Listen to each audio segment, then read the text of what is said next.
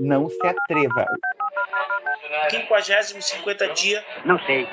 Porto Alegre. Nós chegamos na hora de esculhambar já. Bate-papo, a gente fala sobre assuntos variados e tudo mais toda semana. Sem compromisso nenhum com a verdade, mas sem fake news. Ah, é verdade. Hoje é dia do quê? Já vamos lá. Calma. Me parece que tem pessoas ilustres nesse dia. Bem ilustre. Da mais alta linha. É. Nosso amor, que eu não esqueço e que teve seu começo numa festa de São João, morre hoje sem recado, sem bilhete, sem luar, sem violão. Perto de você me calo, tudo sinto e nada falo, tenho medo de chorar. Nunca mais quero teu beijo, mas meu último desejo você não pode negar. Se alguma pessoa amiga pedir que você me diga se você me quer ou não, diga que você me adora, que você lamenta e chora a nossa separação. E as pessoas que eu detesto, diga sempre que eu não presto, que meu lar é um botequim, que eu não mereço a comida que você pagou para mim. Brincadeira. Pera aí, vamos conversar logo aí. É o Noel Rosa. Tá inspirado, baixou o Noel Rosa. Ele tá bêbado e com fome. Bêbado não, é porque tomou uma cerveja antes de não ter comido nada daquela... As pessoas que eu detesto, diga sempre que eu não presto, que meu lar é o botequim, que eu arruinei sua vida, que eu não mereço a comida que você pagou pra mim. Então vamos lá, galera. Bom dia, boa tarde, boa noite, meus amigos, minhas gardênias e meus boêmios da Vila Isabel. Hoje, que é o 15º dia da variante Omicron, ou como a gente costumava chamar nessa época, dia 11 de dezembro de 2021. Quando os alienígenas abrirem essas ondas aqui, eles podem se situar, porque o que mais importa agora é as variantes. Entre 2020 e 2021 é tudo um ano, virou a mesma porcaria. E eu sou aqui o André Saldanha, hosteando esse bate-papo, que tem muita gente que gosta de chamar de podcast, mas a gente chama de bate-papo. E comigo ele, meu colega Ivo Saldanha, diretamente de Chapecó. Espero que tenha ido de carro, não de avião, né? Eu vim de micro-ônibus. Vou lá. Aí em Chapecó, dá seu oi pra gente. Então tá, em Chapecó agora faz 30 graus, está tempo nublado, já teve uma chuva na tarde, intercalada com períodos de sol, e é isso, promete chuva para amanhã, e eu muito trabalho, que vou acordar às 4 da manhã.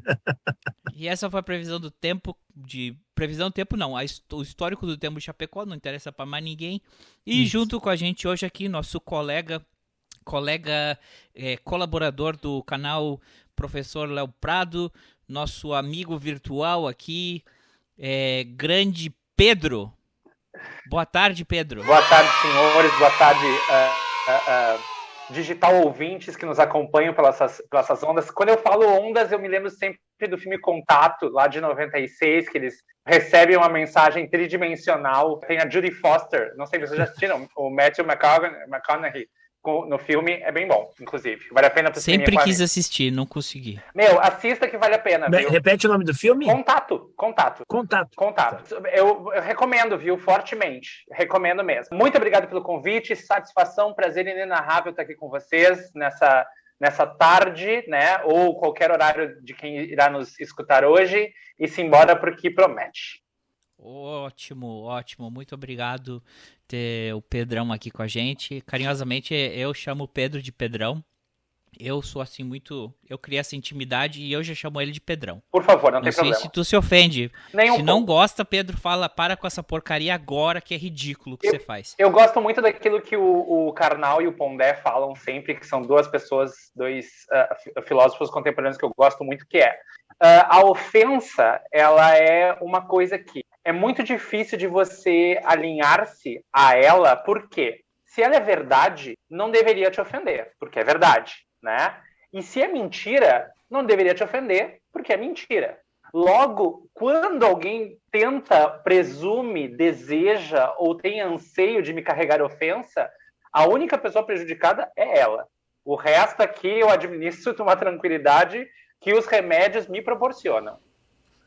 Tá vendo? Tá vendo aí, o colega Ivo, por que eu te chamar o Pedro? Não é que nem o bêbado lá do Michael, que só fala porcaria. Abraço, Michael. Abraço, Michael. Vou mandar isso. Mandarei o link para o Michael.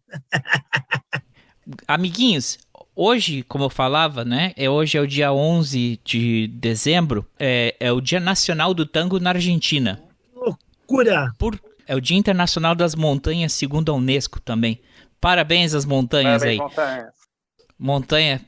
Como todo leão, como todo leão de chácara, de porta de boate, falando de Noel Rosa, de tango e de etc., sempre tem o bom montanha, né, garantindo a segurança né, dos artistas. Isso. É verdade. Hoje é o dia de um santo chamado Daniel o Estilista. Conhecia esse santo, Pedro? Não conhecia. Eu sou mais devoto de Santa Brígida da Suécia, sabe? Santa Úrsula. Esses santos lá do B, que quando você faz um pedido, a cartinha do pedido chega mais cedo, né? Rezar para Nossa Senhora da Conceição, Nossa Senhora Aparecida, santos pedidos, tu cai numa vala de inúmeros pedidos, né? Então pegar esse santo B-side é um santo com uma tendência de graça quase certeira, quase 100%. Não, peraí, desculpa, eu tenho que fazer uma retratação. O Santo Daniel não é o santo estilista, é o estilita. Não. Ah, estilita. Tá. Eu ia dizer, olha, os modistas estariam em fervo, né, no dia de hoje no Instagram. Cadê meu óculos? Né? É que meu óculos quebrou aqui essa parte, então eu tenho que botar assim, ó, e ele vai fazendo assim, né? É o estilita, mas é assim. Então vou parar de falar besteira. Hoje o mais importante é que hoje é o aniversário de Noel Rosa e de Carlos Gardel. Palermo, La Plata y amigos. Pero habrá que cambiar de vida, ¿eh? Ya estoy harto de perderlo todo. Por una cabeza. Sí. En las carreras, cuando dos caballos se trenzan en un final palpitante, cabeza a cabeza, mi dinero vuela. Bueno, viejo Francisco, decía al pulpo que el lunático debía retirar a cuartel de invierno. Ya se ha ganado su garbancito. Y la barra completamente agradecida. Sentí la barra. Muy bien. Basta de carreras, se acabó la timba, un final reñido yo no vuelvo a ver. Pero si algún bingo llega a ser pica el domingo, yo me juego entero, ¿qué le voy a hacer? Então hoje é o aniversário do Carlos Gardel. Gardel é francês ou é uruguaio? O que vocês acham? Suponho que seja uruguaio, vou chutar uruguaio. Colega Ivo, ele vai dizer que é uruguaio porque ele é muito puxa-saco do Uruguai. Não, pois eu preciso estudar a biografia do Gardel aí e pesquisar, porque eu ando bem curioso com isso, porque a vida inteira, desde criancinha, de pequeno, eu ouvia dizer que o Gardel era francês, mas que tinha nascido, na realidade, não sei se é ele ou se é outro tangueiro. Uruguai. Mas eu acho que é ele. Que tinha nascido no Brasil, no Porto de Santos, porque a família estava vindo da França para a Argentina, e aí o navio estava atracado, e que na realidade ele teria nascido em Santos. Mas esse é um plot twist na história, nem estava esperando o Brasil. Nossa. Aqui. Então, mas enfim, que ele era francês, mas foi criado na Argentina. Bueno. Então, existem duas raízes.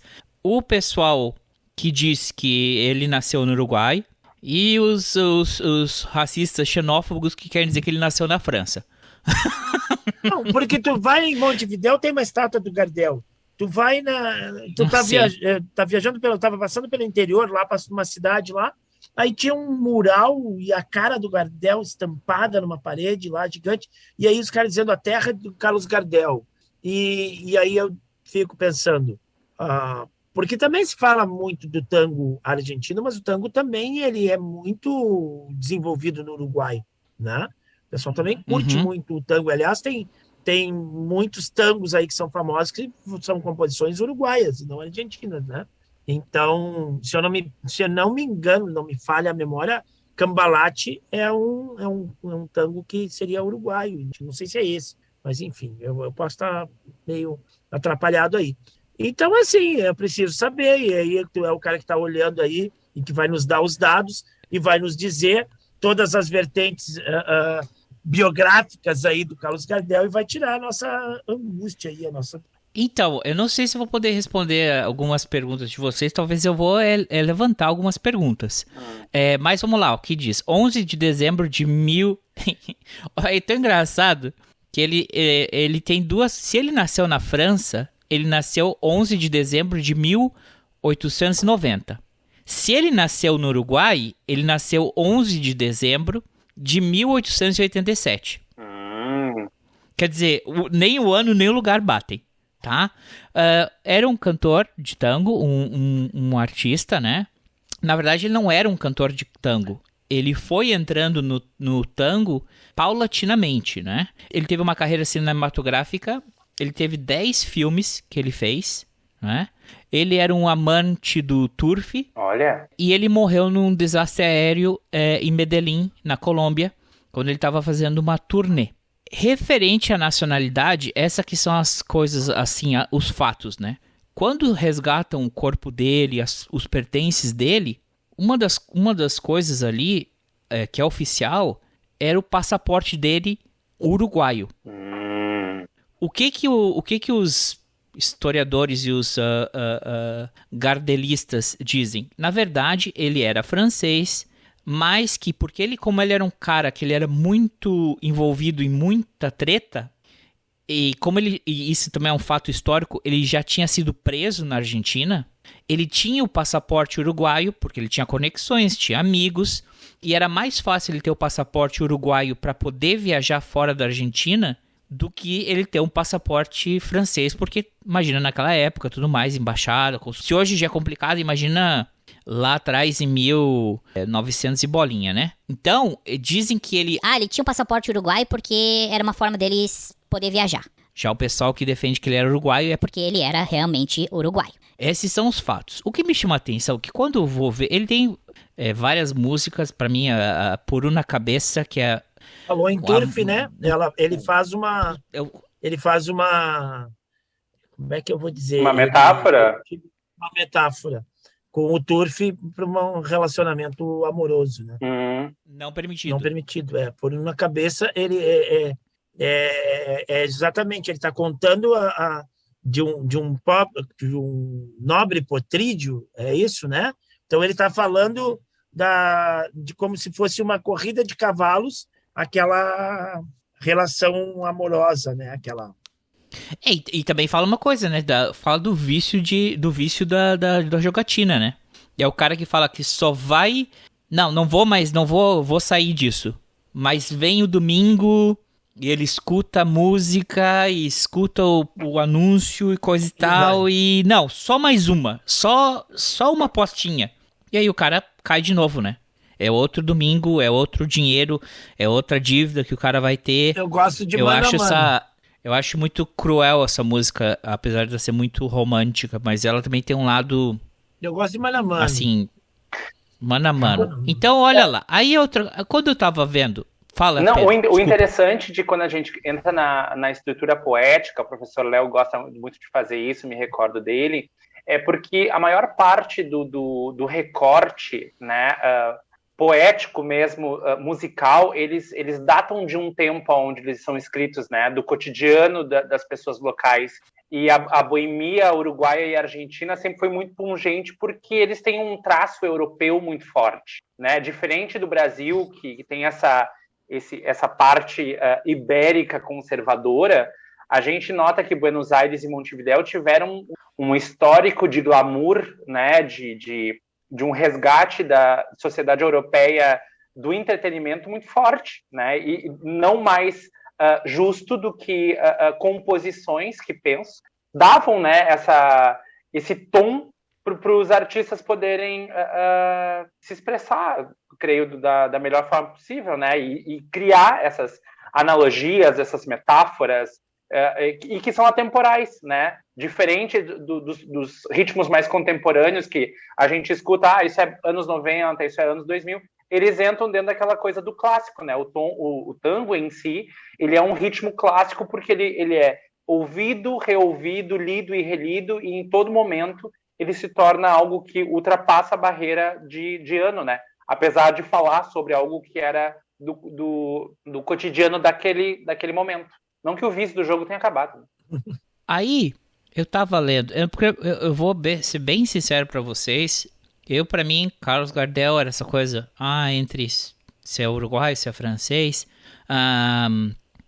e o tango por uma cabeça, e eu fui ler a biografia dele na Wikipédia. Começo a ler aqui. Gardel morreu num desastre de avião durante uma turnê em Medellín, na Colômbia. Nesse acidente, morreu também seu parceiro, Alfredo Lepera. Acabou o tango. Aí eu já... Mas estamos avançados aqui? Já estamos assumindo que ele tinha um parceiro? Mas sempre teve, tu não sabia? Sim, a maioria dos tangos é composto por ele. Um fazia a música, o outro a letra. Aí eu fui ver quem é o sujeito que... Esse sim nasceu no Brasil. Esse então. Esse é brasileiro. Então eu tô fazendo a confusão. É ele que nasceu no Brasil. O Lepera. Nasceu no Brasil. Era o parceiro dele. Aí eu fui... Não, mas peraí. Parceiro... o parceiro musical, coisa e tal. Aí eu comecei a ver... Então deixa eu voltar um pouquinho aqui. Quem é que é a senhora Gardel? Nunca casou. Aí eu fiquei com uma pulga atrás da orelha. O que será? Aí eu fui ver um documentário ontem, né? E aí pra mim eu já meio que fiz a minha cabeça. Falei, alguma coisa tá me cheirando aqui na história do Gardel. E existem pessoas... Eu vi um documentário da televisão argentina, que se fala muito, que ele era um cara muito... Ele era um solteiro, porque ele era um cara que tava na noite, tava com todas e com nenhuma. E ele teve uma noiva por mais de 11 anos, ele noivava com ela, mas nunca casava. E aí tem uma suspeita, como se levanta, que provavelmente o Gardel fosse homossexual. Mas que nessa época, e porque ele criou esse biotipo do cara, do galã, ele não podia fazer o outing dele. E tanto é a história que teve uma vez que teve um cara da banda dele, o Gardel tava numa avenida principal lá em Buenos Aires, dando tchau pra galera, os carros passando, e aí esse guitarrista da banda dele passou e gritou: "Ô noivinha do Aristides!" E aí o Gardel ficou muito... Chamou a Guemarderia Bolanarense e falou: "Prendam esse hijo de p*** fora", e demitiu o cara. Entregou. A questão que teve um cara da banda dele, que falou que ele não era, né? E aí ele demitiu esse cara, na hora. E era uma coisa que chamou a atenção, que ele ficou muito ofendido com esse cara por ter feito esse comentário a respeito dele. Eu ia brincar, André, rapidamente, que o Gardel se ofende fácil, né? Devia ter mergulhado um pouco mais na filosofia pessoal para encontrar um pouco do equilíbrio que a gente estava comentando hoje de manhã, anteriormente, né? Mas se ofendeu fácil, seu Gardel. Mas também você tá esperando o quê? Um cara que vai pra frente, pra uma avenida principal aí em Buenos Aires, dá tchau pro pessoal, ele tá pedindo que alguém xingue ele, né? Por mais que ele seja o Gardel. Imagina se ele fosse um presidente, que não era o caso dele, né? Mas a questão é o seguinte, sem a brincadeira. Teve um cara da banda que uma vez teve umas grupos que queriam chegar ao Gardel. E esse cara falou, não, porque eles tinham ordens de não deixar as grupos chegarem perto dele. E esse cara falou, não.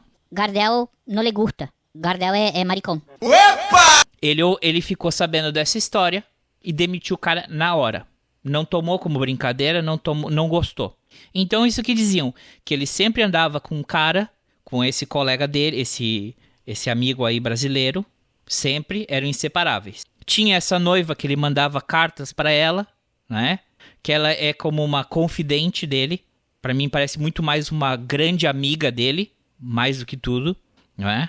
E ele nunca realizou nada com essa pessoa. Imagina tu ser noivo de uma pessoa por 11 anos.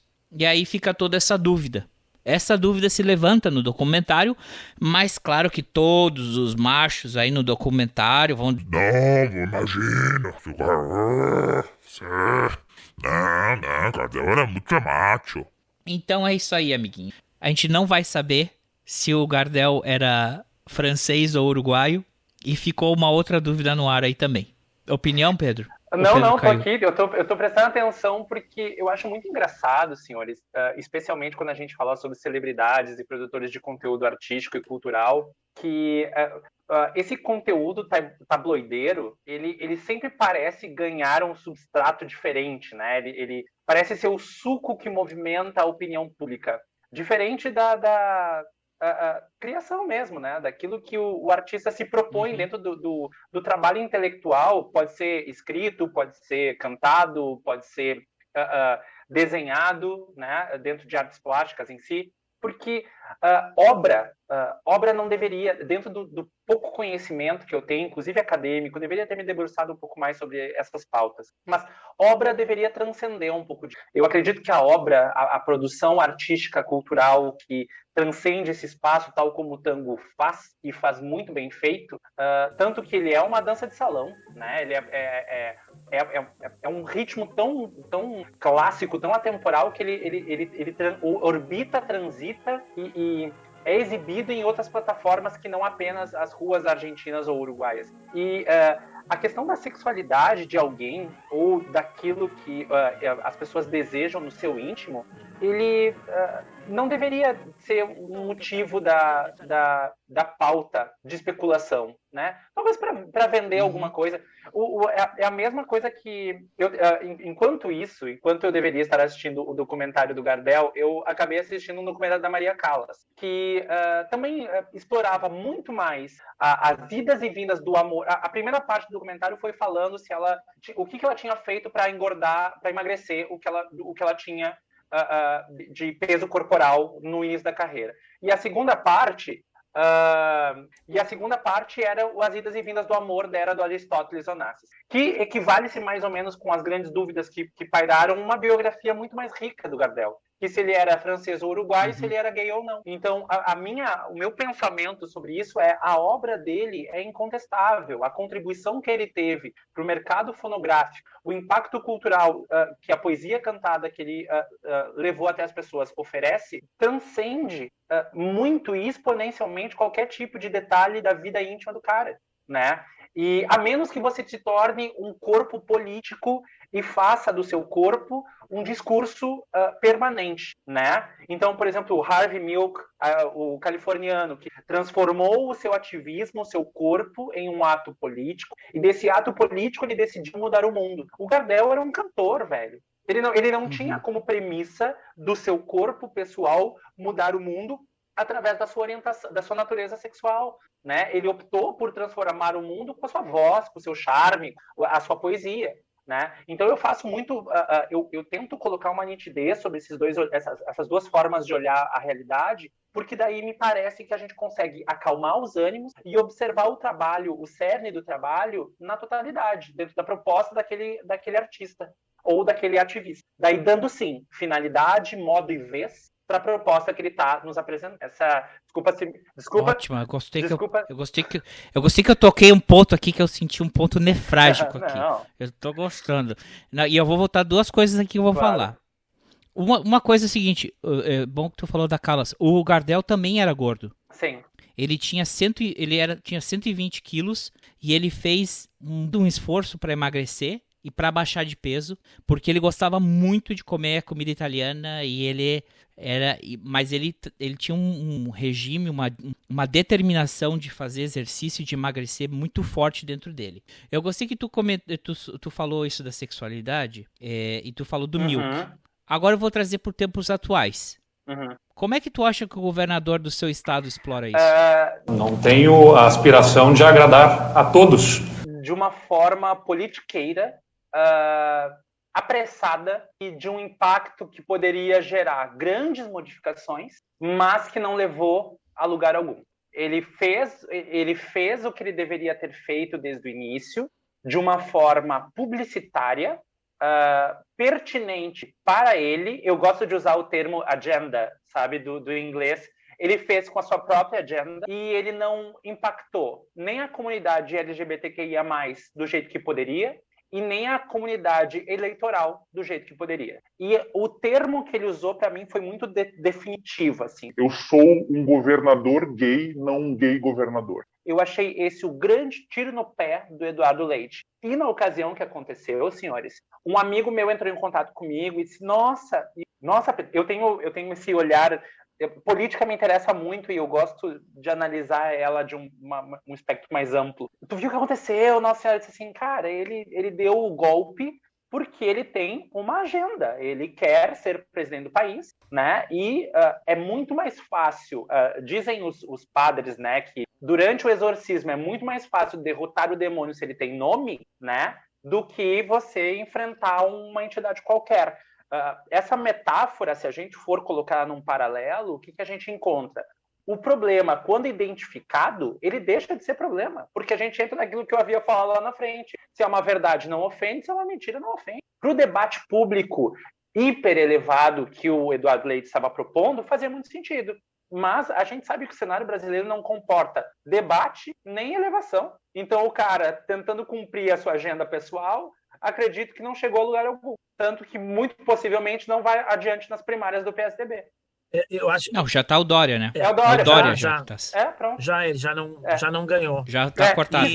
Quiçá ele vá tentar uma cadeira no Senado, ou porque ele disse que não está para a reeleição gaúcha, né? Então, quiçá ele tente uma cadeira no Senado, ou alguma coisa no deputado federal. Mas ele poderia ter feito uma grande mudança, uma grande transformação. Mas o eu em detrimento do nós sempre gera queda, né? E faço disso uma passagem bíblica, que é a grande queda do anjo mais lindo. Ele colocou o eu em detrimento do nós, quebrou a grande canção, caiu. Para uma coisa serviu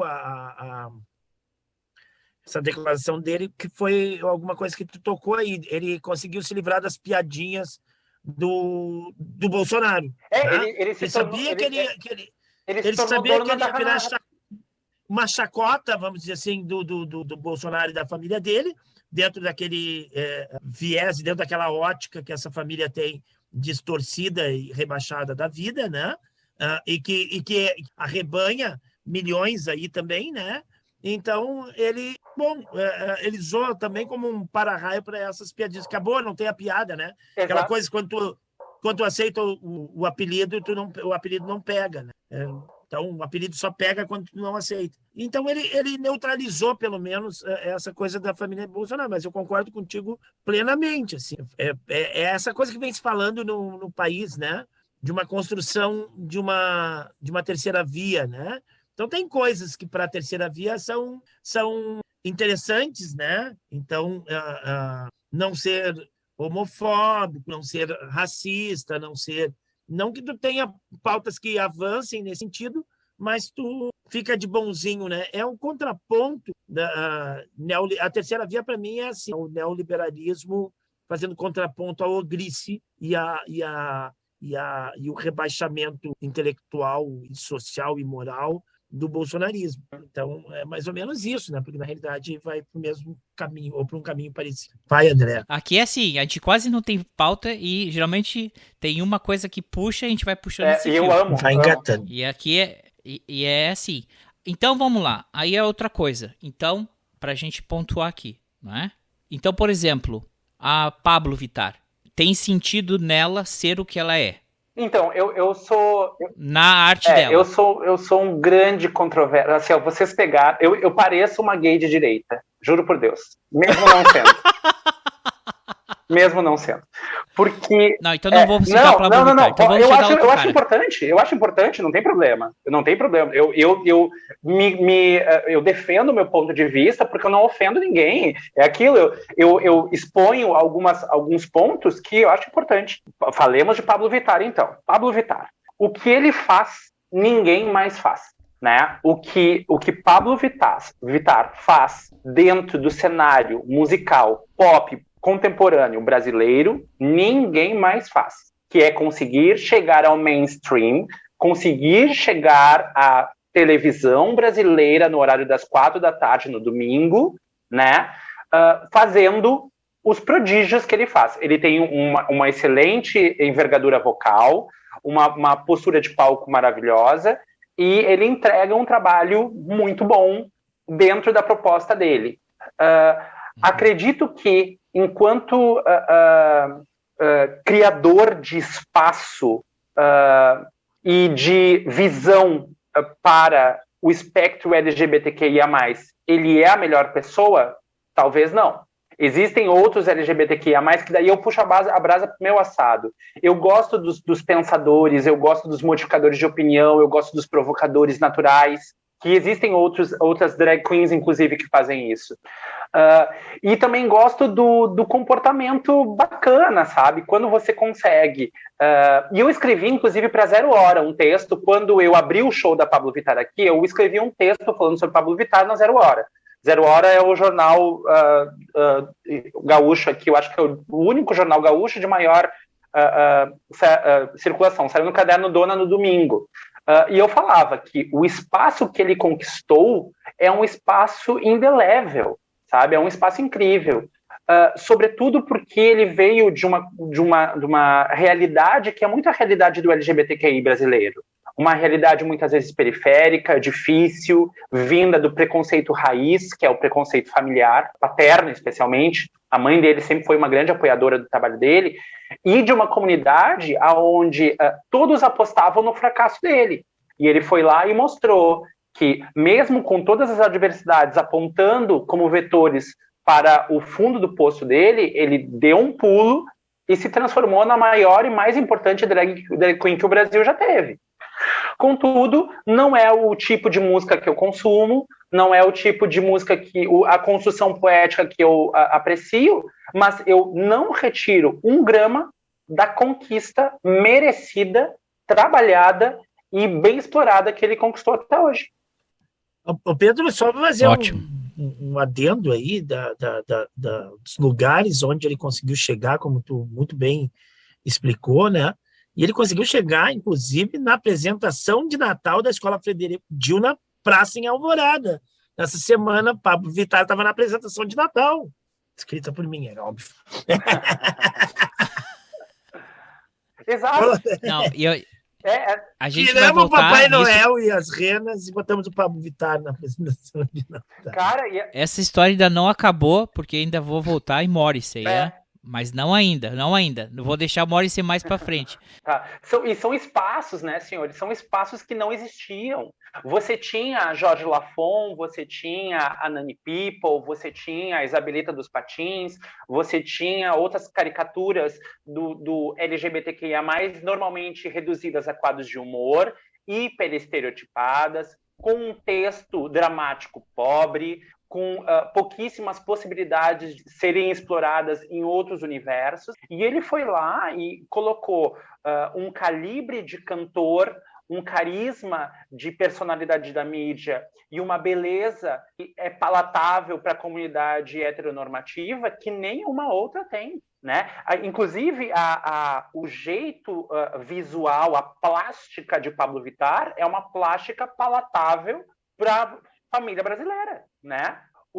A drag queen, vamos lá, a performance feminina da mulher magra, normalmente loura, alta, esguia, lânguida, né? Com feições europeias, finas, nariz fino, ossos do rosto harmonizados. Então, ele conseguiu uma coisa que, através de uma construção incrível, fez com que ele teve um êxito que ninguém consegue. Palmas para o Pablo Vittar. Palmas para o Pablo Vittar. Estamos esperando o Pablo Vittar Por aqui, favor. viu? É só a gente estourar nos top trend e ele vai vir aqui participar. Só para dizer assim... Deixa isso vazar, André, que eu vou estar cancelado em 2 minutos, já vai ter uma resposta no Twitter do Pablo Vittar gigante. Gigante. A gente não tem nenhuma ambição aqui de ser famoso, então não tem problema. Mas eu quero revisitar esse assunto mais pra frente, claro, porque a gente ainda não terminou essa treta do Gardel. Deixa eu aproveitar e falar, assim, eu fiquei encantado com a fala do Pedro, a inicial, quando se falou sobre investigar ou não investigar, né, de trazer a pauta, a sexualidade do Carlos Gardel, ela pouco importa, na realidade, diante da obra, né? Mas daí eu vou puxar uma brasinha, assim, ela pode importar do ponto de vista daí do cara de história falando, né, de uma pessoa que trabalha com história, quando tu começar a investigar não o Carlos Gardel em si, mas personalidades que no seu tempo, na sua época e aonde estava inserida, precisava desempenhar um papel, né, e teve essa sexualidade, vamos dizer assim, escondida, que ele precisava esconder. E aí isso, eu acho, como fruto de pesquisa, assim, eu entendi exatamente o que tu colocaste quando isso é meramente especulativo. Será que era gay ou será que não era gay? Bom, concordo com todas as suas palavras. Agora, também tem um momento que isso pode ser relevante se tu for analisar, né, as condições em que, de repente, ou como é que eu vou usar a expressão assim, o nível de incidência disso e como isso fica mascarado. Por exemplo, então, se a sexualidade dele era outra, ele era forçado a representar um papel socialmente aceitável, um papel de galã, um papel, né, de boêmio, de conquistador, né, incorrigível e tudo mais, tendo sufocado a sua própria sexualidade, natureza. Como também é interessante, esses tempos eu estava lendo coisas e comecei a me dar conta, assim, que em determinados lugares, os lugares menos prováveis, as pessoas se utilizavam, como, por exemplo, conventos, mosteiros, né? Os próprios pintores renascentistas, né, que faziam obras pagas pela igreja, muitas vezes expondo coisas totalmente contrárias à igreja, né? A questão do cara, agora vai me fugir, o Michelangelo, eu acho, que ele pintou, e aí tem aquele quadro célebre dele lá, de famoso, Deus dando a vida para o homem. Adão. Na Capela Sistina. Ele tá dentro de Deus está dentro de uma coisa, né? Dentro de uma forma, né? E tem um pessoal que estava pesquisando que quase todas essas pinturas dele estão dentro de formas e que essas formas poderiam representar órgãos do corpo humano e casualmente Deus está dentro de uma forma que dá a entender que é o cérebro, né? Então tu coloca cérebro, Deus e o cérebro com a coordenação, a razão. O sistema nervoso está apontando para o homem. Isso. E aí tu diz assim, Deus está dentro de um cérebro humano, ou seja, ele é uma criação humana, né? E aí o cara vende isso para a igreja, ele ganha dinheiro vendendo isso para a igreja não se dá conta e ele tá expressando uma ideia dele que talvez... Eu não sei se Michelangelo era ateu, não era ateu, qual é as crenças do Michelangelo, entendeu?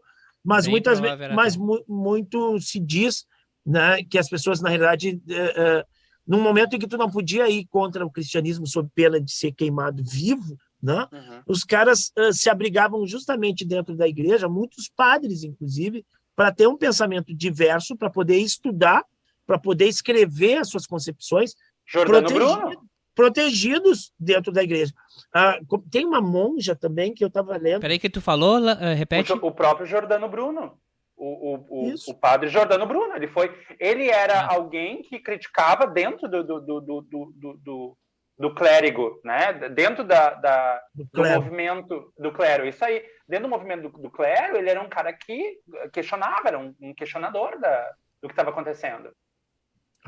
E aí eu estava vendo assim, que tem alguns conventos em Portugal e tudo mais. Então, é um lugar onde tu pode te proteger, vamos dizer, dos preconceitos, dos ataques da época, né? E poder viver a tua natureza. Então, eu acho que nesse sentido, para pesquisa, eu acho que é interessante. Como especulação, acho que não. De repente, é um dado, né, que tu possa usar. e até quantitativo, né? Tipo, Claro, porque agora diz assim, agora todo mundo é gay, agora virou moda. Eu escuto hoje, eu escuto no dia a dia, no meu trabalho, quando vê adolescentes, 2 meninas se relacionando, se mostrando afetividade uma pela outra, assim, mais, né, mais calorosa, daí eu escuto pessoas dizer assim, é porque tá na moda agora, é porque tá na moda. Não é que porque tá na moda, né? Eu acho que é porque tu tem um pouco mais de condição e de liberdade de poder exercer. Quantas pessoas que morreram, viveram na infelicidade e que morreram frustradas ou sofreram a sua vida inteira ou se mataram ou foram ao suicídio porque estavam dentro de um momento histórico e social em que era impossível, e talvez impossível até para elas, né? E tu pensa, pessoas que conflitaram consigo mesmo, né? Quando tu tem tudo na tua volta te dizendo que aquilo não pode, né? E que tu até acredita que aquilo não possa, né? Então, imagina que tem gente que viveu conflito consigo mesmo, não só conflito com a sociedade, né? Um próprio conflito interno. Eu vou colaborar com dois pontos, Ivo, que tu falaste, que me colocou num ponto de reflexão aqui incrível. O primeiro a gente sempre compreende ou nos foi doutrinado a compreender que pautas que envolvam sexualidade e o sexo em si vêm de um lugar que é ruim, que é sujo, que é pecaminoso, que é amoral, que é uma coisa que não se debate, não se conversa, não se fala, né? E principalmente se sai fora do conceito de perpetuação da espécie e de continuidade do capital.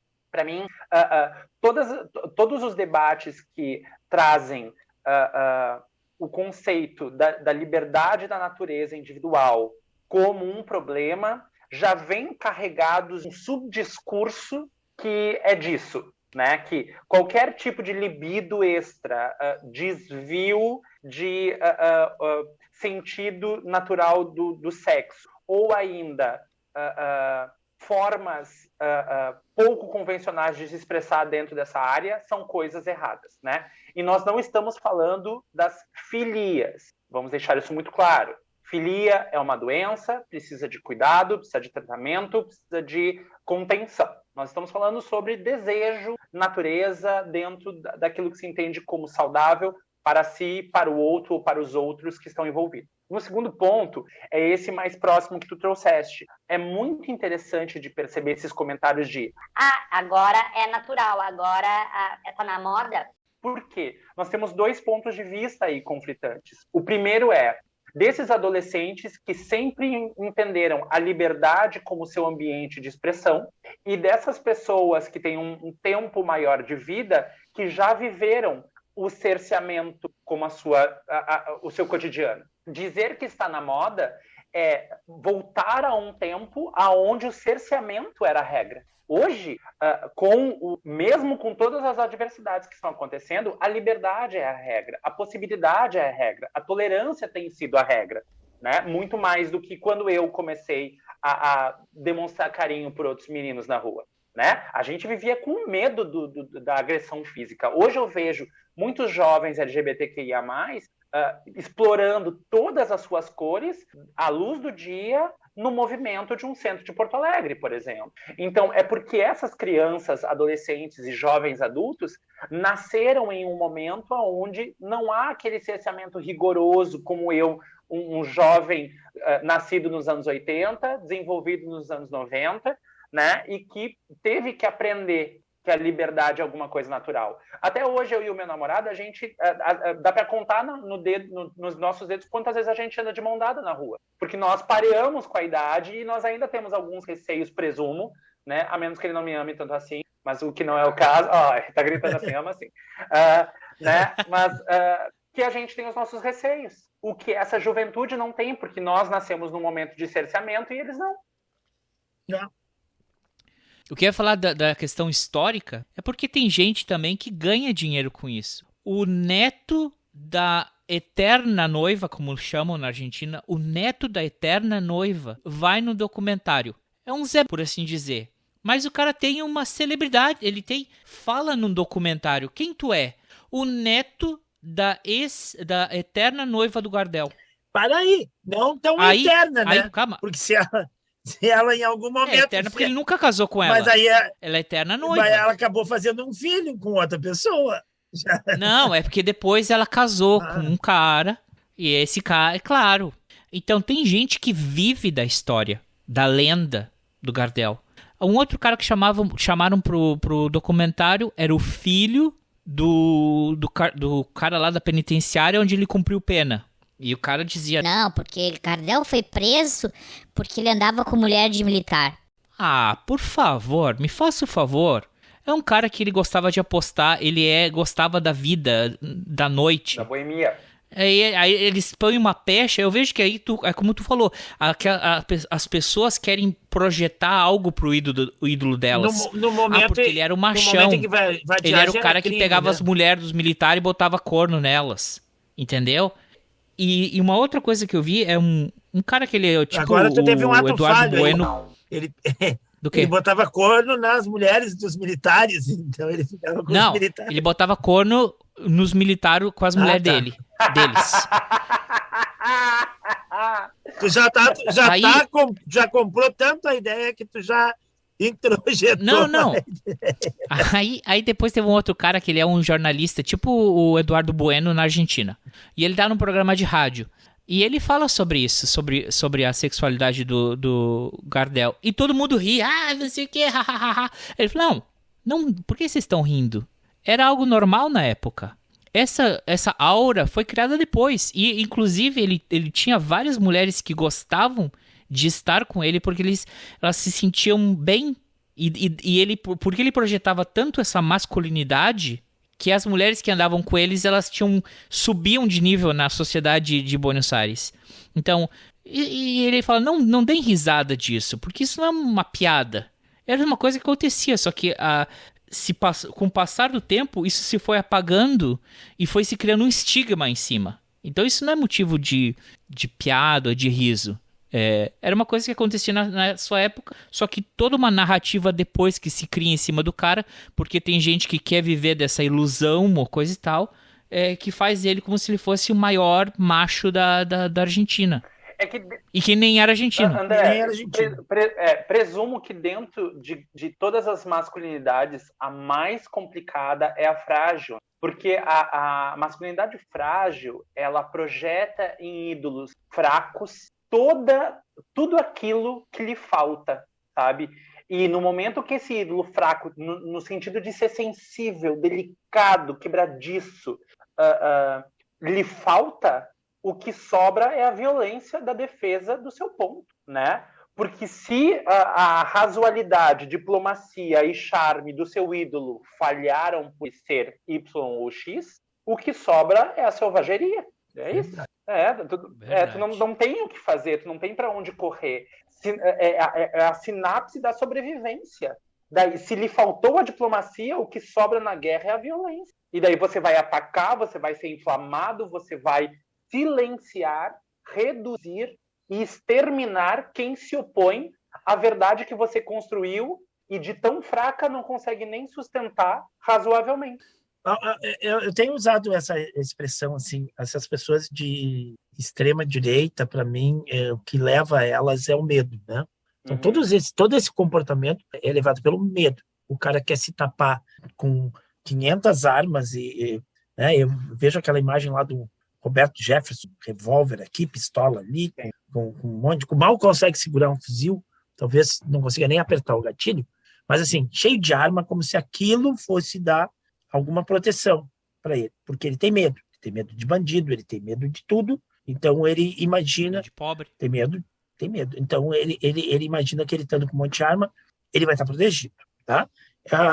Aí o cara, ele é machista com as mulheres, porque ele tem medo que as mulheres sejam melhor sucedidas que ele, que as mulheres sejam melhor resolvidas sexualmente do que ele, que a mulher seja mais competente que ele profissionalmente, mais inteligente que ele tem medo disso. Ele tem medo de negros, ele é racista e tudo mais, porque ele tem medo dos negros, porque ele sabe lá no fundo que se os negros resolverem cobrar a conta, ele está lascado, né? Então ele tem medo, porque o negro vai... Então ele tem medo. Ele tem medo do homossexual, porque ele tem medo, muitas vezes, de dizer... Masculinidade frágil. Eu não sou machão. Eu não sou isso que eu vendo, eu não sou isso. E se fala muito, né? Que o cara homofóbico, geralmente, quanto mais homofóbico, mais ele tem o sentimento dentro dele, e ele está brigando com isso, né? Eu já contei o caso aqui milhares de vezes do cara que gratuitamente estava conversando um assunto qualquer e o cara, do nada, o cara me fala assim: eu não gosto de homossexual, eu não gosto de gay, eu odeio gay, porque o cara só é puto porque quer, porque não sei o quê. E eu fiquei pasmo, porque ele estava conversando outro assunto, e eu olhei pro cara assim, e tentei remediar. Mas é errado tu odiar as pessoas assim, do nada. Não. Cuspiu, vociferou alguma coisa. Passou um tempo na conversa, mudamos de assunto e tudo mais. O cara fala, outra vez que eu fui separado, tava numa seca, nada, peguei o carro, fui ali na Farrapos, peguei um travesti, não sei o quê. Eu deixei ele contar. Ele contou toda a história dele com o travesti, muito bem, e eu disse, tu acabou de me relatar uma relação homossexual. Não, mas eu não fiz nada, ele é que fez. Mas foi uma relação sexual. Não interessa quem estava ativo, quem estava passivo. Relação homossexual. Então, para te ver como tu não pode ter esse ódio aí dentro do teu coraçãozinho, né? E depois, em outros momentos, o cara começou, sabe? Algumas vezes ele deu pistas, assim, aquele ódio todo que ele demonstrou, que ele estava demonstrando antes, na realidade, era medo, né? Era medo dele se aceitar, né? Era medo dele se aceitar. Então, eu sempre... Essas pessoas, eu acho que o ódio e o medo, eles andam tão juntinhos, tão grudadinhos, e aí o cara, por medo, ele transforma em ódio, ele acha que com violência, que com agressão, ele vai superar aquele medo dele, né? Ele se tornaria forte, vamos dizer assim, né? Porque quando tu tem medo, tu tá vulnerável, tu tá te sentindo frágil, né? Então, se tu partir para agressão, para violência, tu vai estar demonstrando para as pessoas que tu não está frágil, que tu não está fragilizado, que tu tá na ofensiva, quando na realidade tu tá cagado de medo de mulher, cagado de medo de negro, cagado de negro de pobre, cagado de negro de bandido, de homossexual, de tudo, né? Tu tem medo de tudo. E aí, para te não mostrar que tu é tão frágil assim, tu te torna agressivo, e daí passa a ideia de que com essa agressividade tu está na ofensiva e não na defensiva, né? Eu vou colaborar com o que tu disseste, Ivo, com também, de novo, 2 pontos. O primeiro é que é uma colaboração gramatical, né? E não é artigo de definição, que normalmente quando a gente fala sobre travestis é a travesti, né? Então nunca o travesti, é a travesti. E isso eu falo porque eu também cometo inúmeros, e eu parte da comunidade, né? Diariamente convivendo com inúmeras travestis, das quais eu amo. A gente teve o prazer, o André, de conhecer a Fábio, que é uma mulher incrível, né? Uma pessoa maravilhosa. Então, é sempre a travesti. E segundo, é um tema que eu explorava, inclusive, na minha sessão de terapia, que já fazem 5 anos que eu faço análise, que é a questão justamente da proibição. Antes do medo e antes do ódio, né? Como tu pontuaste, eu gosto de lembrar as pequenas proibições que foram acontecendo ao longo do nosso crescimento, do nosso desenvolvimento enquanto seres humanos, que poderiam ainda assimilar de uma forma muito mais doce a realidade. Sempre nos foi dito assim: não pode meninos fazerem isso com meninos. Não. A proibição gera o monstro o monstro criativo do amórfico. E o amórfico, ele desperta o tal do medo. É por isso que eu gosto muito dos romances e dos filmes do H.P. Lovecraft, apesar de ser um péssimo ser humano, porque o horror dele é aquele horror que não tem forma, que é o horror mais complicado de você lidar. E o fantasma da homossexualidade, o fantasma do machismo, o fantasma do racismo são horrores sem forma, que ao invés de serem combatidos na tenridade e naturalizados, olha, você quer ver, a pornografia está aí, tá? A pornografia existe e faz parte do cotidiano de todo ser humano. No momento que você deixa livre a escolha do conteúdo pornográfico que alguém for assistir, ele vai olhar, vai ver. O Paulo Coelho já falava isso, apesar de muito alvo de chacota, Paulo Coelho falava muito, cara, eu vou olhar, vou tentar uma vez, não é a minha praia, passo a régua e vou pra frente. Eu não fico com aquela sensação de dúvida, será que eu gosto, será que eu vou, será que vai me fazer bem, o que isso pode mover em mim, será que... Não tem o será, tu acaba com a incerteza. E um ser humano mais certo dos seus caminhos é um ser humano mais tranquilo, menos reativo, que menos vocifera em momentos onde nada tem a ver com aquilo. Porque, às vezes, o cara que estava discutindo contigo, muito possivelmente viu um outro rapaz ao lado da mesa, o achou interessante, houve uma troca de olhares e despertou esse gatilho violento nele. Isso eu tô criando uma situação hipotética, sabe? Então, o que há ainda na nossa sociedade é uma dificuldade muito grande de normatizar a busca por aquilo que nós estávamos falando antes, da possibilidade de você explorar suas naturezas sexuais da melhor forma possível, mais saudável, porque senão você fica sempre na contravenção, sempre no proibido, sempre no amoral, sabe? Então, cara, isso é broxante em inúmeros sentidos. E uma pessoa não fértil, ela não fecunda nada. Nem a sua esposa, velho. Então, o quão mais fértil você for, mais certo você for, mais amplo você for, maior vai ser e mais rico vai ser o teu legado. E é isso. E eu fico maluco quando eu escuto essas coisas. Porque, meu, e eu noto também da minha comunidade um discurso violento, sabe? Pouco disposto. E eu sei que a gente já sofreu pra caramba, que tá chegando num limite... o Estado teocrático está avançando no nosso cotidiano e a gente está assistindo como prisioneiros desse sistema sem ter o que fazer. E eu noto que isso vai piorar se não houver uma mudança, uma ruptura muito séria, né, em toda essa cadeia do pensar.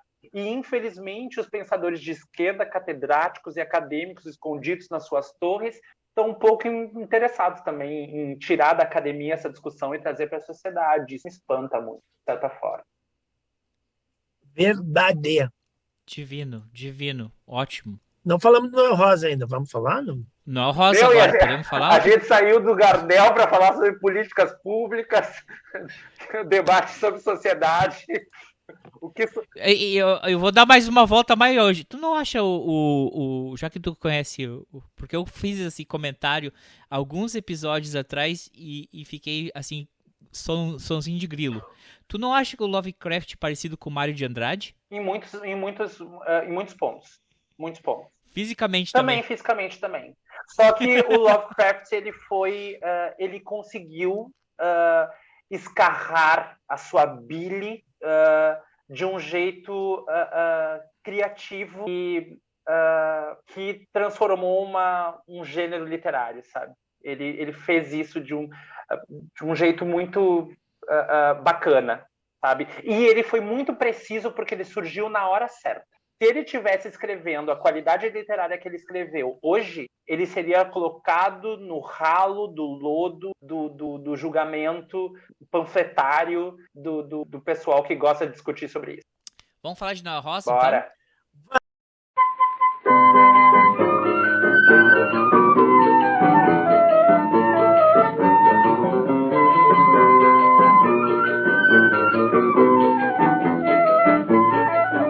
Seu garçom, faça o favor de me trazer depressa uma boa média que não seja requentada, um pão bem quente com manteiga beça, um guardanapo e um copo d'água bem gelada. Fecha a porta da direita com muito cuidado, que não estou disposto a ficar exposto ao sol. Vá perguntar ao seu freguês do lado qual foi o resultado do futebol.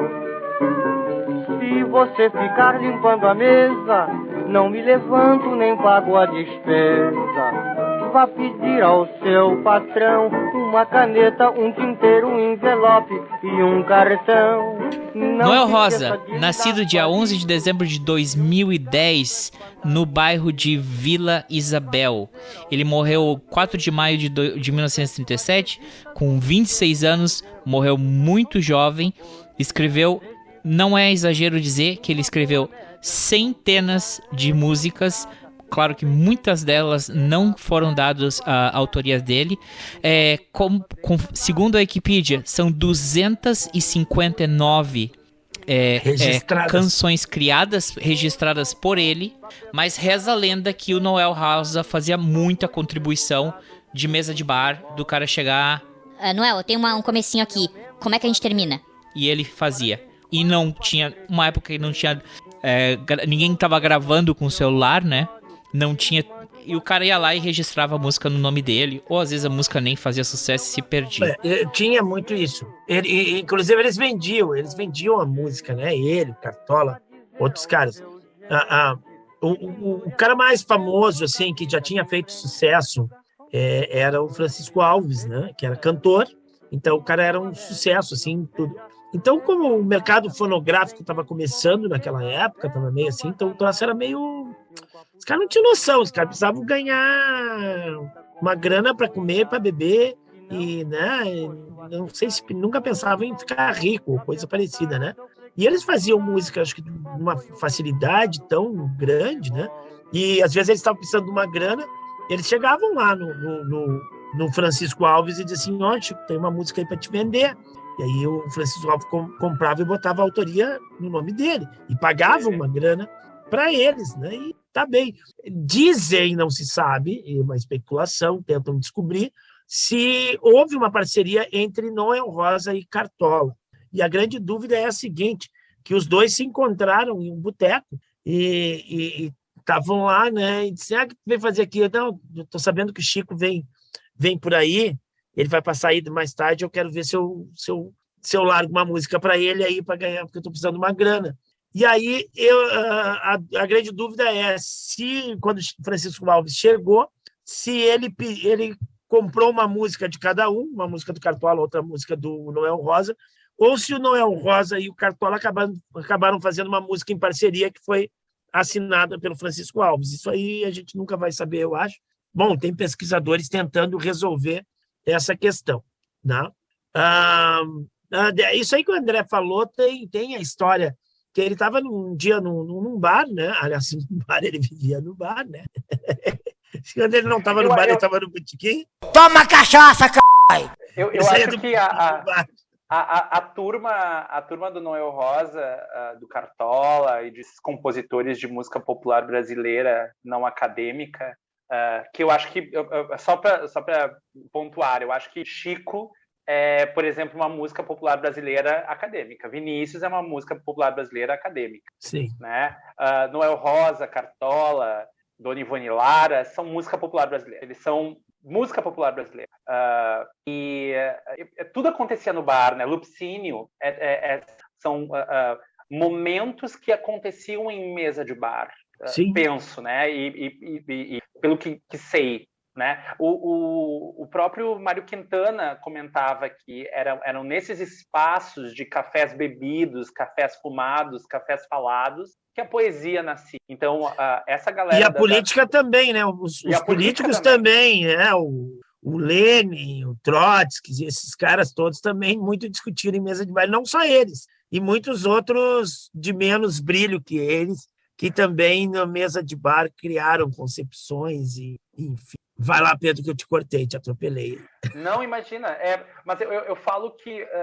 falava, e só contribuindo para o comentário de vocês, esses ritmos, esses sambas criados, eles são a essência do brasileiro, né? Eles são a forma que o brasileiro sofre, a forma que o brasileiro enxerga a realidade, a forma que o brasileiro lida com a pouca comida, com o pouco reconhecimento, com muito trabalho. E é lindo o jeito como essa poesia consegue ser transformada da melhor forma possível por esses caras. Né? Agora, tem um...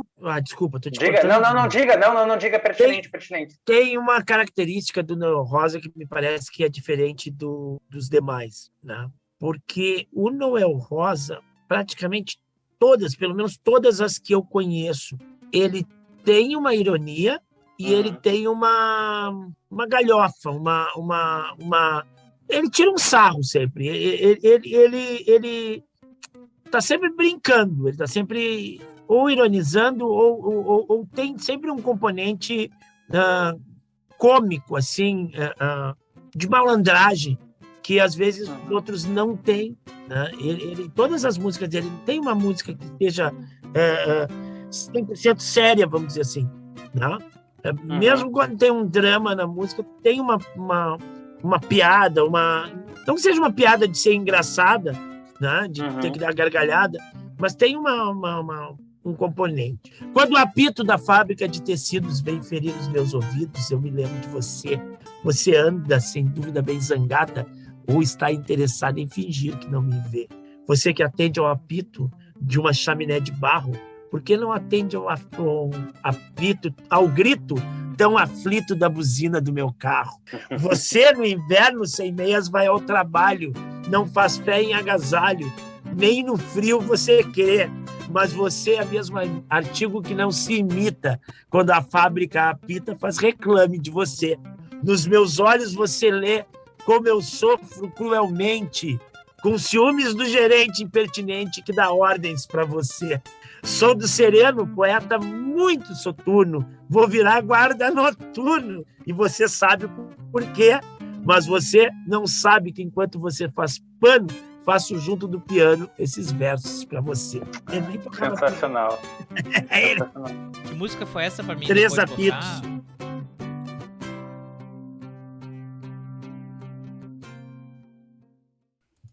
Oi, Ivo, fita amarela é dele? É. Meu, agora deixa eu, por favor, porque essa música, Ivo, eu dublei ela, eu fiz um show com fita amarela. Vou explicar o background, porque eu tinha um programa, eu acho que no meados dos anos 2000 aqui no Brasil, chamado Som Brasil, que era apresentado pela Patrícia Pilar. E teve uma noite especial que teve a Orquestra Imperial com a Thalma de Freitas e de um lado e a Maria Rita do outro, cantando só Noel Rosa. Então, quando eu morrer, não quero choro nem vela, quero uma fita amarela gravada com o nome dela. E isso inclusive, quando eu performei, me explicaram que também tem uma conotação de religião afro-brasileira. Tem uma roupagem de religião afro-brasileira nisso. E eu achei tão lindo a construção tão... Martinho da Vila com a Aline Calisto gravou na Posteriori, que foi a versão que fiz. E agora, ouvindo declamar tão brilhantemente a música e despertando tudo isso em mim, é uma explosão, né? O cara, ele promovia explosões nas pessoas do cotidiano, volto a te dizer, de um amor cotidiano, desse amor malandro, que é tão tradicional da boemia brasileira, né? De um amor, assim, diferente e aí está o meu grande ponto, diferente das grandes métricas e dos grandes flertes altamente complexos do Vinícius e do Chico, por exemplo, que também são classificados enquanto MPB. São versos falando sobre a simplicidade do existir de um jeito que é mágico. Só não vamos confundir fita amarela com faixa amarela, hein? Fita amarela. Que aquela lá é meio... É bem chauvinista e não deveria nem ser cantada essa música. Eles deviam dar uma repaginada nela, porque o cara fala que vai bater na mulher. E eu vou dar agora a minha alfinetada, minha provocada no Noel Rosa. Você não acha que o Noel Rosa era um tanto quanto um pouquinho machista também? Porque ele teve algumas letras que ele era meio... Falava umas paradas meio abusivas.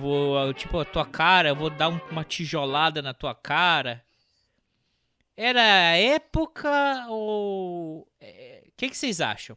Eu até a ver com época e com contexto, né? O Lupicínio Rodrigues também. Então, olha, vê um cara que é meigo, que é tão como o Lupicínio Rodrigues, ele tem judiaria que ele fala. Ele fala em judiaria, né? Ele diz... e agora, para que você saia sem eu lhe bater, né? Mas Mas eu Era acho época. que... se a gente quiser entrar nesse universo, o Teixeirinha tem uma música que é famosa, Teixeirinha, que ele fala da mulher que traiu, que foi embora, que deixou dele, e o outro, assim... Mandei embora, não sei o quê.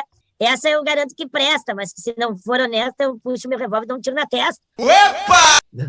Então, tem, sim, o machismo, mas tem também a questão de época em que determinadas coisas pareciam como um comportamento normal, né? Então, não sei se ele era um cara machista, não sei, mas tem que ver o contexto dele, né? Eu não acho que o Lupicínio fosse um cara totalmente machista, mas naquela música, ele, na época, naquele momento, não... Era aquilo. Né? Eu posso estar... desesperado aqui, que tu me deixou, eu fiquei mal o tempo inteiro, agora que eu me recuperei, tu me aparece aqui, cara de pau. Então, tipo assim, ó, sai, senão eu vou te meter a porrada. Entendeu? No contexto de hoje, seria, sim, abusiva, machista, mas eu não sei, naquele contexto, né? Claro que a violência, em qualquer momento, ela vai ser, ela é reprovável, né? Ela não pode acontecer, mas entra mais, acho que como força de expressão, né? E o Noel Rosa, por esse componente que a gente fala ali, não dá para levar a sério, né? Ele tem o Sansão, o filho do alfaiate, que é uma piada o tempo inteiro, conversa de botequim, que é uma piada o tempo inteiro, né? Esse mesmo último desejo que eu recitei para vocês no começo ali, parece uma história de amor, mas o que ele diz no final, né? Se alguma pessoa amiga pedir que você lhe diga se você me quer ou não, diga que você me adora, lamenta e chora. E as que eu detesto, diz que eu não presto, que eu não mereço nem a comida. Então, tipo assim, tô me lixando, sabe?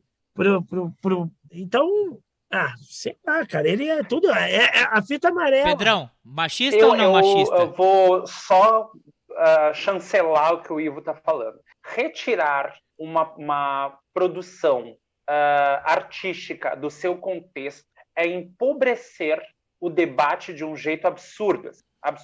É você criar reducionismo práticos para você convencionar uma postura progressista que nem fazia sentido ter naquela ocasião, sabe? Se a gente lembrar que foi a Marcha pela Família Brasileira que colocou a ditadura no poder, você começa por aí, sabe?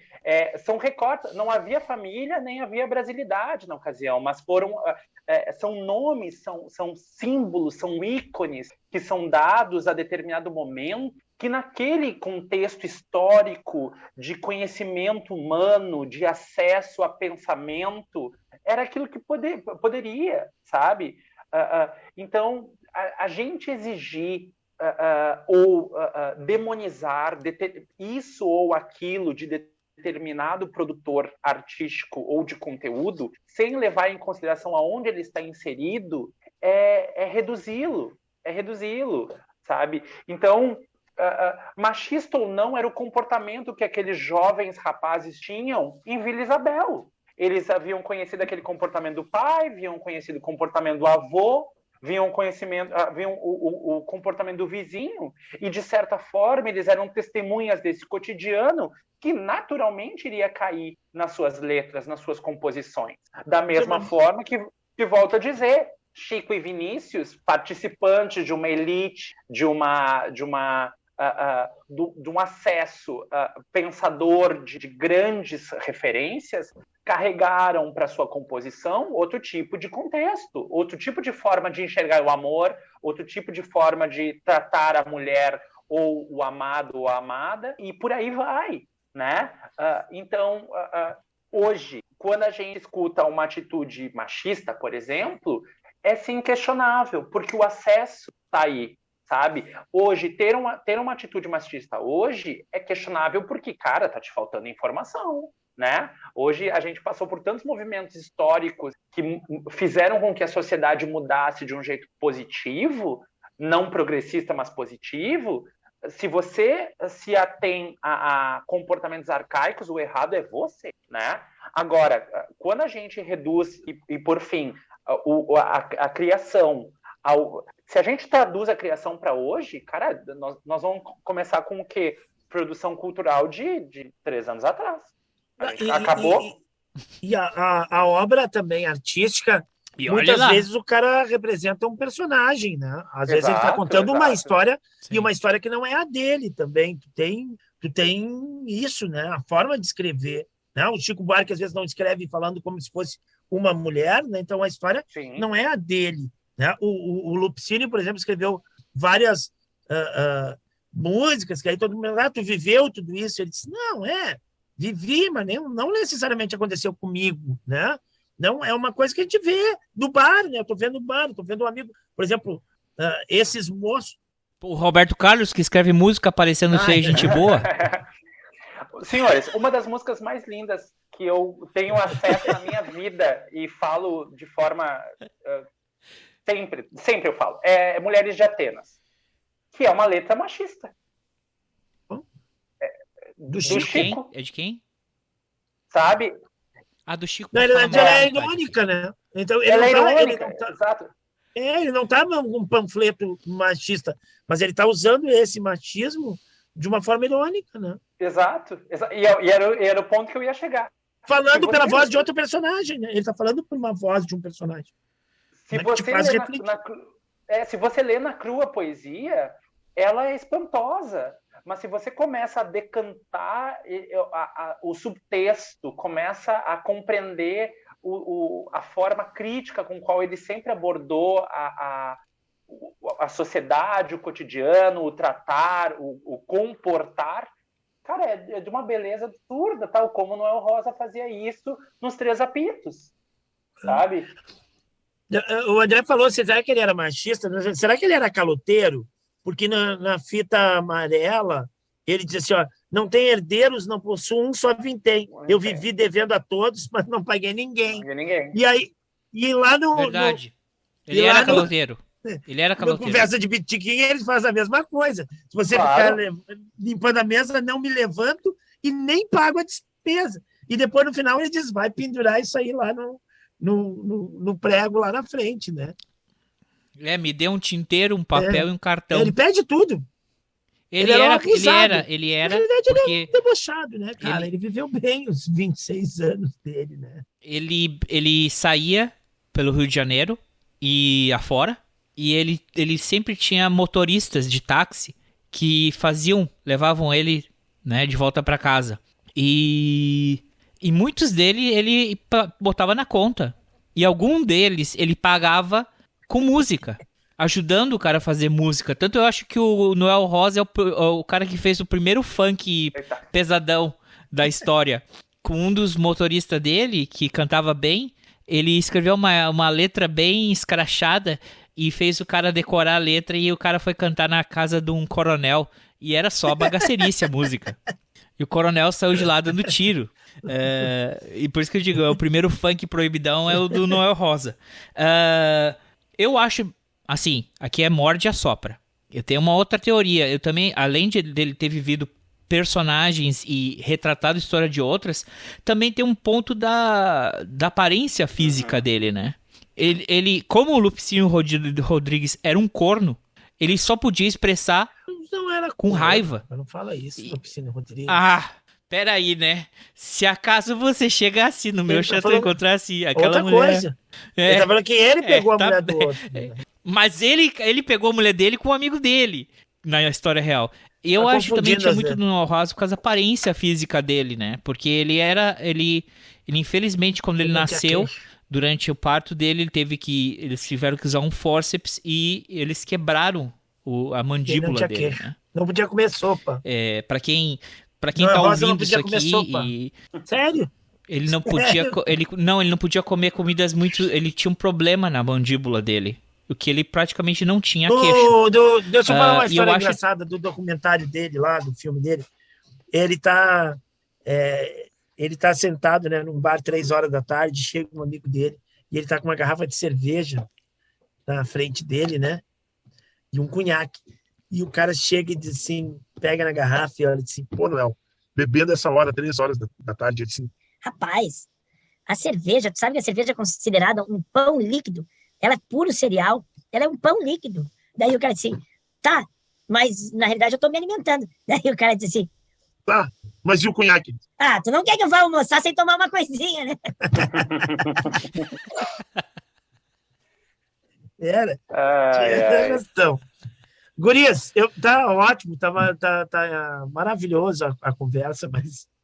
Uma delícia, meu. Agora já tô com fome há muito tempo, tá me dando sono também. Eu preciso comer, me alimentar e dormir. E o meu colega de quarto aqui já saiu, já fez o passeio dele, já jantou, já fez tudo e quer dormir também agora. Pô, podia ter trazido... Ei, colega, meio fuleiro esse colega aí, né? Podia ter trazido uma não, ele já tinha almoçado. Não, é que eu comecei a conversar que ele saiu, né? Estamos num quarto de hotel. Eu tenho que dar espaço para ele ali agora, para ele dar a descansada dele, relaxar. Gurias, Pedro, vai lá, Ivo. Muito legal a tua vinda aqui hoje, tua presença contribuiu muito, muito interessante. Quase que não dá vontade de sair mesmo. Só vou sair porque eu preciso. Andrezinho, um dia nós vamos ter que fazer um sobre o Lupicínio, porque era para falar do Noel Rosa, a gente puxou o Lupicínio pro negócio. Verdade. Vamos ver a data dele que ele morreu, que ele nasceu, que coincida mais ou menos a coisa. De mim, não que eu seja tão velho assim. Ai, olha só, colega Ivo, e recém o Pedrão falou assim, é porque eu nasci da década de 80, e eu só pensando, e nós aqui que nascemos antes dos 80.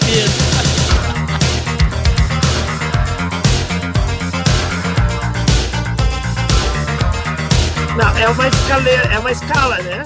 Na década de 60, de 80, 60... Não, 80, 70 e 60. Muito bem. Vai dizer que tu nasceu no meio da década, Pedro. Pedro, só não vai nos dizer que tu nasceu no meio da década, do meio pro final da década. Melhor ano. Do meio pro final. Tá bem que não, eu nasci em 84, né? 84. 84 é ali, quase no meio. Vai lá comer antes que tu caia aí morto. É. Tchau. Tá bom.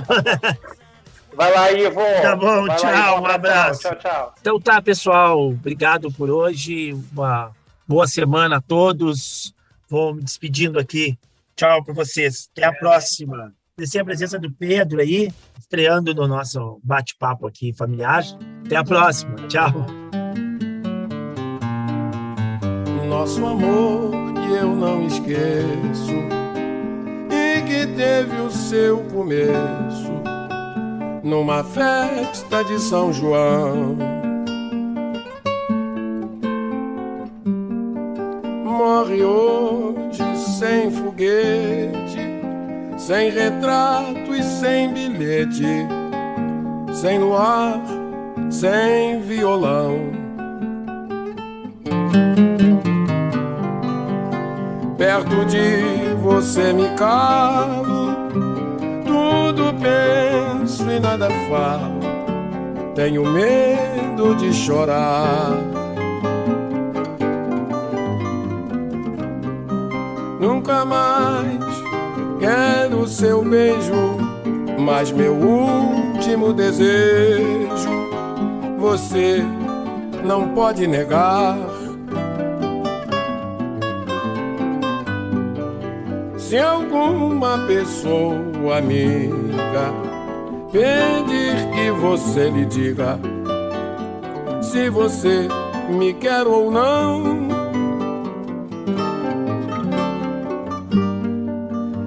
diga que você me adora, que você lamenta e chora a nossa separação. As pessoas que eu detesto, diga sempre que eu não presto, que meu lar é o botequim, que eu arruinei sua vida, que eu não mereço a comida que você pagou pra mim.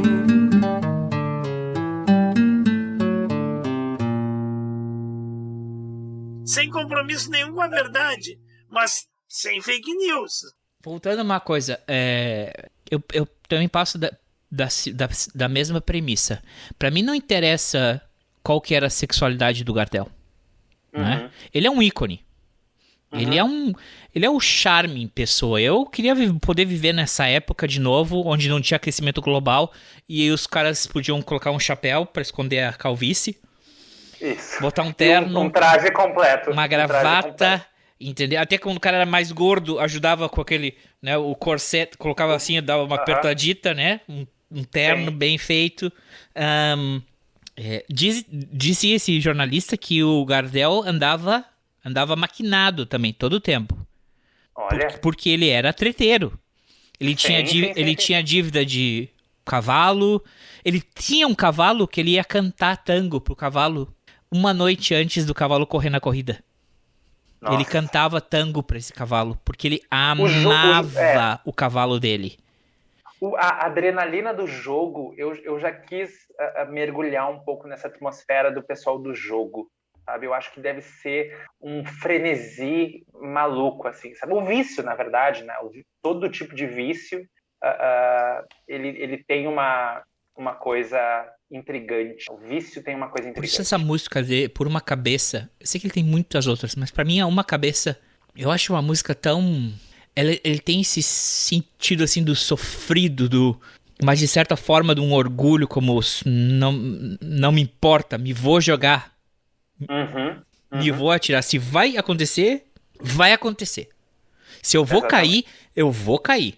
E eu acho uma música assim que ele, por mais que seja uma metáfora de um relacionamento proibido, no caso que todo mundo relaciona com uma mulher casada, provavelmente, né? Que era o nicho dele. Eu acho que ele tem tanto da dor da pessoa que tem uma adição. Claro. Uma dor, outra, mas aquela coisinha, né? de que... Mas quando eu caio na adição, eu me empodero. Sim. E outra, né, André? A gente tava especulando, e eu até agora me esqueci, né? O que o impede de ser um homem bissexual? Nada. Né?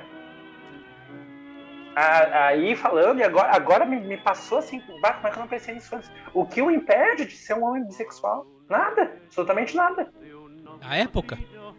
A época. Porque, por isso que aquele jornalista fala, ele era tão, assim, famoso entre as mulheres não... Às vezes, e aquela coisa, né? A gente sempre quer colocar as coisas, a sexualidade. Porque é gay, porque é homem, se ele é homem, ele tem que ser o garanhão. Né? Não existe o homem pai de família. Ele tem que ser o garanhão. O que come todo mundo e põe chifre em todo mundo. Né? Ou ele é o gay, ou ele é a mulher, ou aí a cantora é a que dá pra todo mundo, que quebra corações de homens. E é toda aquela projeção das pessoas, né? As pessoas projetam nos seus ídolos. Mas o que o cara dizia é que as mulheres se sentiam perto dele, extasiadas, porque ele tinha essa aparência do homem elegante, do cavaleiro, do cara educado, né? Tinha aquela coisa, será que ele é francês? Mas ele fala francês, e ele tinha um amigo brasileiro, e ele era viajado. Então, era uma época que não podia ter homem, não podia ser amigo de mulher, porque o homem tá comendo a mulher. É seguro que tá comendo ela. E quando tu usa essa descrição, cara, quem não quer estar perto de uma pessoa assim, interessante, educada, gentil, cortês, que flerta? Cara, um diálogo nada mais é do que um flerte inibido na sua natureza sexual, sabe? A gente, enquanto conversa, a gente tá flertando, tá disputando aquele jogo intelectual de construção e de conquista, sabe? Mas uma conquista que não vai derivar a cama. Então, quem não quer estar ao redor de pessoas que te motivam a sair da tua zona de conforto, pensar de um jeito diferente e se deixar envolver por um argumento muito mais sólido que o teu? Todo mundo tá afim disso, sabe? E é por isso que as pessoas se casam muitas vezes, porque no jogo do flerte, você se deixou ganhar, né? Você foi ganho por algum argumento muito mais forte, muito mais sólido e muito mais avassalador que o seu. Então, estar ao redor de pessoas como essa é o melhor lugar de se estar. E é aquela coisa, né? Me parece tão interessante, porque quando o cara tá falando do Gardel, todo mundo ri dele. Não é engraçado. É aquela coisa, o cara, ele ser masculino, ele é um cara andar armado. Ele tinha levado um tiro na perna, disse que ele meio que mancava também. Por treta de jogo e de cabaré e tudo mais. A pessoa, ela pode ter, eu acho o seguinte, a masculinidade ou a sexualidade da pessoa é indiferente. É que tem aquela coisa, então, se tu é homossexual, então tu tem que ser afeminado. Tu tem que falar diferente, tu tem que se vestir diferente. Não, entendeu? O cara pode ser um machão, o cara pode ser, olha aqui, ó. O cara pode ser como esse aqui, ó. Exatamente. Esse aqui, ele é um machão. Ele exalava uma masculinidade. E era gay. Entendeu? Então, essa concepção que a gente tem, claro, é mediática, chama atenção, é interessante. Mas muitas vezes é interessante pelo lado mais mediatista da coisa. Pero si algún bingo llega a ser fija el domingo, yo me juego entero, ¿qué le voy a hacer? Por una cabeza, toda la locura, tu boca que besa, borra la tristeza, calma la amargura.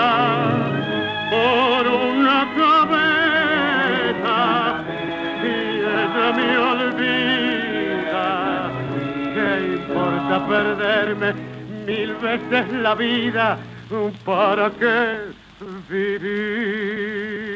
O André, o momento que o mito espartano quebrar, vier ao chão do homem espartano, cara, eu acho que vai ter muita mudança na vida das pessoas, assim, sabe?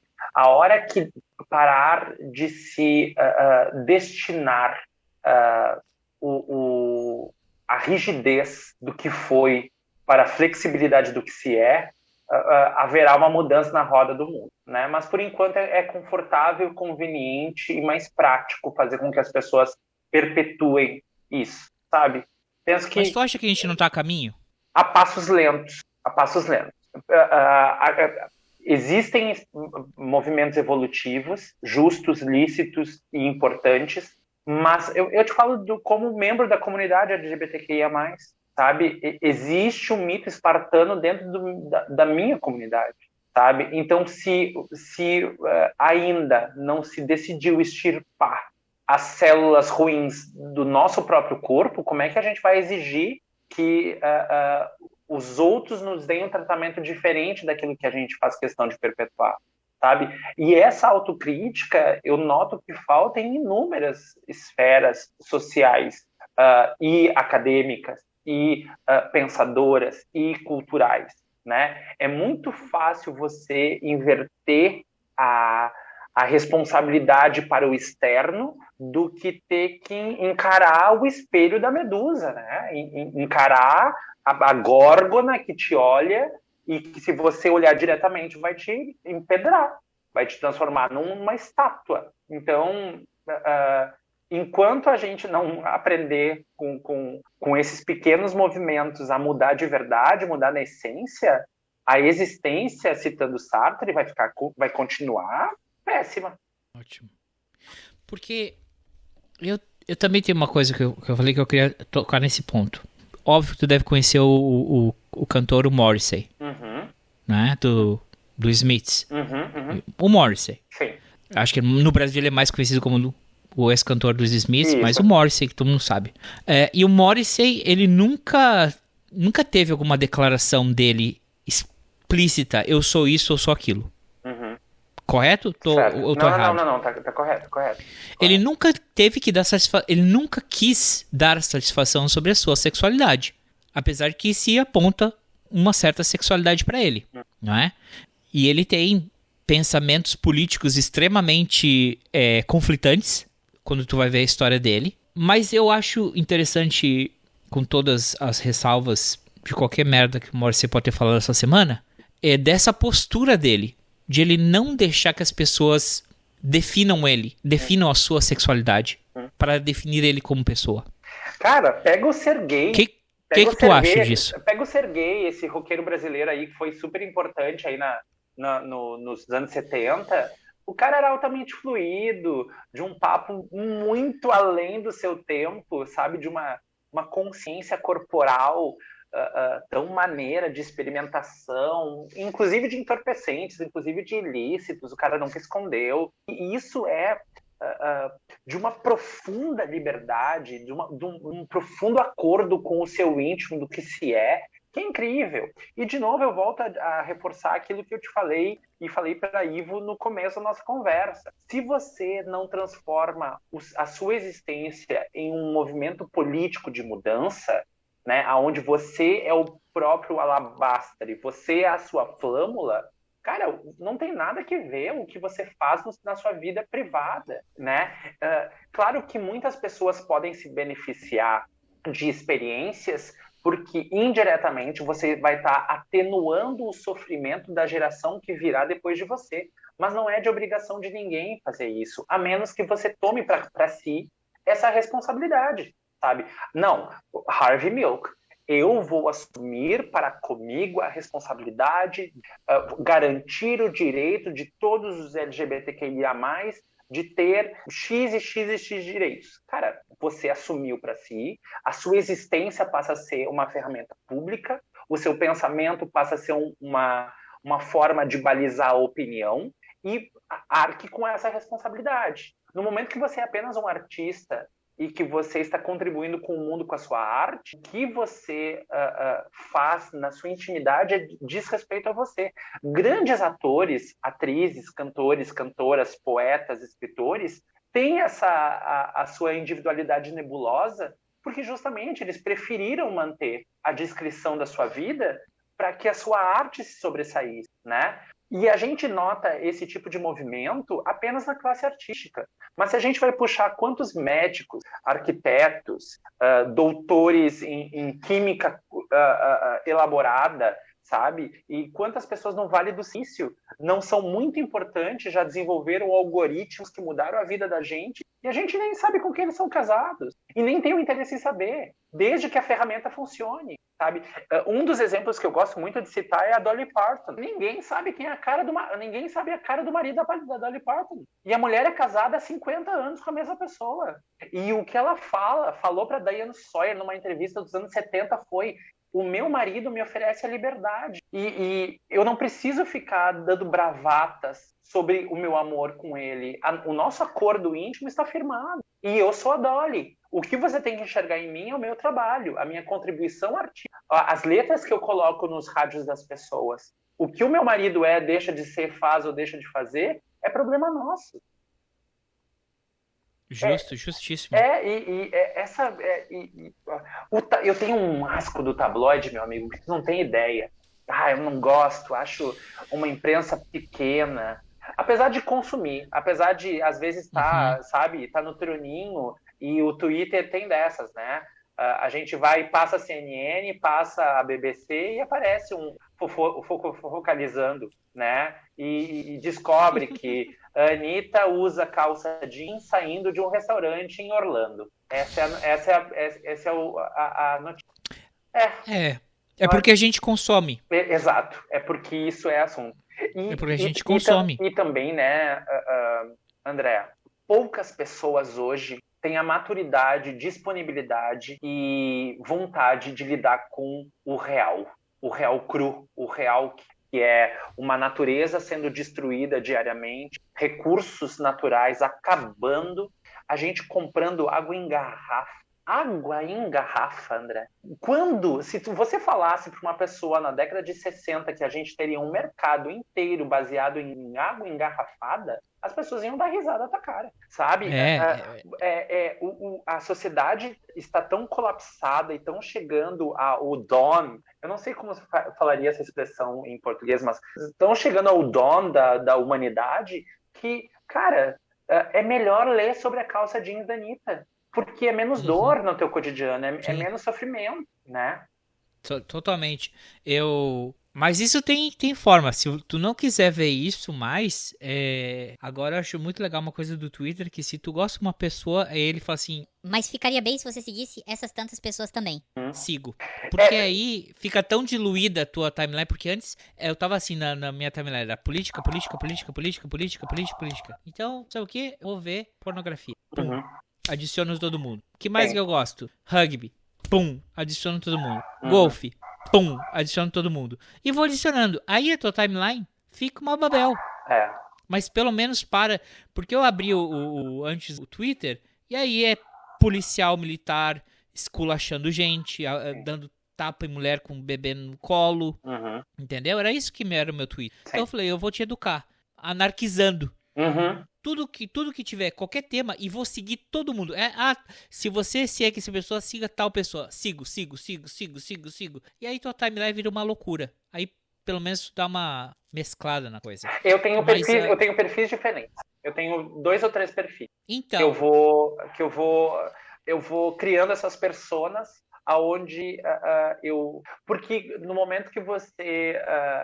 O algoritmo, ele também ele tem uma maquinação muito específica, né? Por mais que você queira confundi-lo, ele vai te ler em algum momento e ele começa de novo a te viciar naquilo que te é confortável ou desconfortável. Então, quando você cria uma persona mesmo não existente, mas controlada, as informações que são realmente necessárias, elas te chegam com a rapidez que você gostaria, e a diversão, ela também está ali no meio espalhada. Então, se alguém quiser debater algum tema contigo hoje, Pedro, que persona elas deveriam procurar? Essa que está conversando contigo agora. O PHC Loop, sabe? Não, hashtag, ou no hashtag não, arroba... no arroba, eu acho que Isis James Preston. Eu não desassocio uma coisa da outra, mas ao mesmo tempo eu também limito a quantidade de exposição que eu posso ter, porque afinal eu sou uma figura pública. Sim. Né? Eu tenho revés de carregar a figura pública. A Isis James Preston, ela uma vez fez eu vou te contar que ela uma vez, numa live, ela falou que queria participar desse podcast, mas não. Antes eu preciso convidar o Pedro, né? Porque pra chegar na Isis tem que chegar pelo Pedro. Então eu falei, mas peraí, eu vou convidar o Pedro primeiro. Não é por uma questão, de novo, não é que parecer machista, coisa e tal, que eu conheço o Pedro antes da Isis. Apesar de que eu sigo a Isis no Instagram e não o Pedro. Exato. Exato. A gente tem que marcar um encontro um dia pra Isis. Vamos, por favor. Vai ser um prazer. Porque eu diferencio isso. Não sei se está errado, mas eu até falei uma vez com o Léo. Pra mim, tem 2 pessoas, tem 2 personagens. Tem o Pedro e tem a Isis. Tá errado? Não tá. Mas eles são figuras complementares, André. São uma complementa a outra. Exatamente. É o Yin e Yang. Eu não seria tão complementar assim, porque há uma parcela de Pedro muito maior na Isis do que há uma parcela de Isis em Pedro, né? E isso pode render um podcast inteiro, mas porque o meu dinheiro tá nela, sabe? O meu tempo de vida às vezes está dedicado a ela, e ela vem também para fazer compensar todo esse investimento de tempo e dinheiro, em essencial, mas de acalmar algum tipo de inquietude que eu tenho e tinha, né? Então, e eu até estava conversando com o Rafa agora há pouco tempo, hoje de manhã no caso, que no momento que começar a me sufocar demais, e ele sabiamente falou de uma forma muito precisa, é hora de rever, sabe? Porque todo o trabalho que te sufoca, que te traz desconforto, é hora de rever. Então, eu preciso me reconectar, inclusive, com a delicadeza da existência desse personagem, né? Antes que se torne só um calvário. Ótimo. Fãs da Isis, pode ser que ela tire um retiro sabático. Um retiro sabático, um retiro, como é que chamam? Retiro inspiracional. Inspiracional, exatamente. É porque eu me inspiro todo dia, sabe, André? Todo dia por inúmeras coisas. Eu sou uma pessoa desatenta porque eu presto atenção em muita coisa, né? O meu foco ele é tão pulverizado, tão polinizado, que muitas vezes eu passo de desatento. Mas é porque eu estou prestando atenção em muita coisa. Então, não que eu vá parar, porque isso me faz muito feliz, mas que eu preciso desacelerar em algum momento para rever. Eu acho que todo ator, atriz ou produtor de conteúdo, de alguma forma, ele se recolhe em algum momento para fazer um balanço, sabe? Como toda empresa, né? Toda empresa ela também tem um momento, alguns dias que ela para fazer um balanço, para ver o que é preciso, para resgatar os seus valores essenciais, coisas assim, né? Então a gente vai... Mas parar, acredito que não acontecerá tão cedo, né? Então, mas isso a gente pode conversar outra hora. Ótimo. E quando é que vai sair a live aí sobre Donnie Darko? Temos que combinar, né? Eu acho que agora a gente vai entrar dentro do período com o professor Léo dos filmes de Natal, né? Que ele já propôs. Inclusive, eu acho que eu estou na turma junto contigo, que vai ser um prazer de novo. Mas a gente pode marcar aí para as próximas semanas de janeiro, para a gente rever esse filme. Inclusive, muitos canais de crítica que eu estou seguindo no YouTube revisitaram Donnie Darko, sabe? Revisitaram talvez pelo hype do Jake Gyllenhaal. Mas é um filme que ele merece uma dissecação especulativa, como a gente faz, sabe? Porque é muito divertido e ele proporciona reflexões muito bacanas sobre a melancolia da existência. Não, e eu só poderia fazer isso contigo porque eu sei que tu faz uma análise muito... Eu curto muito a tua análise, eu sou... Obrigado. Não vou dizer que sou fã, porque é uma coisa que eu ia dizer. Querem ser felizes, pessoas, não sejam fãs de ninguém. Nada. A Seja idolatria fã, não serve pra nada. Seja fã da obra. Seja fã da música do Gardel. Seja fã de todas as músicas do Noel Rosa. Não seja fã da pessoa. A pessoa ela tem a vida dela. E é só dela. Até porque fã vem de fanático, né? Vem de fanatismo. Então, tudo que é fanático é apaixonado o fanático é o apaixonado da pior forma que possa existir a paixão. Então, afaste-se, distancie-se disso, porque no momento que o seu ídolo quebrar, sabe, vai ser um baque, um rebote do tamanho do universo. E para evitar a cancelação, agora eu vou te perguntar a sério. Tu quer que eu edite alguma parte que tu falou da Anitta? Nenhuma. Nada. Ótimo. Nada. A existência é muito curta pra gente ter medo de cancelamento virtual, né? Por favor. Pedro, vamos encerrar por aqui. Vamos lá. Eu tô muito grato. Eu dei o hashtag gratidão. Gratiluz. Eu sou um velho chato. Como já deu pra perceber. Somos dois. Mas eu mais que tu. Sim, um pouquinho mais. Eu sou dos anos 70. É verdade. Mas, Pedro, muito, muito obrigado por ter participado. Eu que agradeço. O que eu vou te pedir é, manda por e-mail uma foto... Não, sabe o que eu vou fazer?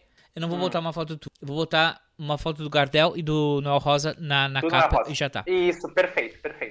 Porque sabe uma coisa também?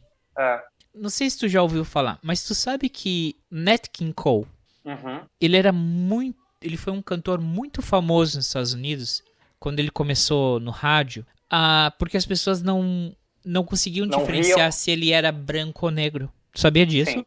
Não sabia. E as aparições dele, quando ele fazia na TV, as primeiras, eles sempre usavam assim uma maquiagem e a luz, ele não parecia tão negro. Então, às vezes o áudio, eu acho o áudio muito importante, porque a pessoa, ela vai gostar daquilo que ela tá ouvindo, não que ela tá vendo. E é o que a gente faz a pessoa pensar, não o que a pessoa vê. Né? Sim. Então é isso. Às vezes eu boto pra divulgação e coisa e tal, mas eu acho que nesse caso eu vou deixar só o Gardel e o Noel Rosa, se tu não se ofende. Mas pra próxima eu boto uma fotinha em tudo. Beleza, vai ser um prazer. É que também sempre boto zoando, né? Claro, na cara certeza. do Jack Sparrow, ou não sei se tu viu, Meu, o Léo de Chucky. E se não tiver zoeira, pra mim não tá valendo, viu, André? Se não tiver um pouco de zoeira, pra mim não tá valendo. Aí tu vai ver os efeitos sonoros que eu boto depois. Tirar uma ondinha, né? Beleza. Não, tem isso também. Quando, por exemplo, o Ivo tava falando do colega dele lá, que era homofóbico, sem saber, né, onde ele tava posicionado, eu geralmente faço aquele mesmo esquema que a Rita Von Hunt. Eu boto uma vozinha. Sim, claro. Ou faço aquela vozinha de... Ou eu boto, dependendo do caso, se é mais um direitão, é assim um... Que é pra não parecer. Porque se alguém cortar essa fala... olha o que o Ivo falou uma vez. Ela tá deturpada. Não é a fala dele. É a fala de alguém. Beleza. Tá bom? Pedro, tá bom, muito então. Obrigado. Valeu, gratidão, meu amigo. Não, obrigado você. Um beijo grande pra ti. Um beijo gigante. Se a gente não se vê, Feliz Natal, Feliz Ano Novo. Não, a gente vai ver no cineminha com os amigos do professor. Tu vai estar no dia 16? Eu acho que sim. Tu é pro Dolomite? Eu acho que sim. Meu nome Meu nome é Dolomite. Tu é do Natal ou do Ano Novo? Eu acho que eu vou ser do Natal. Beleza. Se não... Tá bom? Beijo.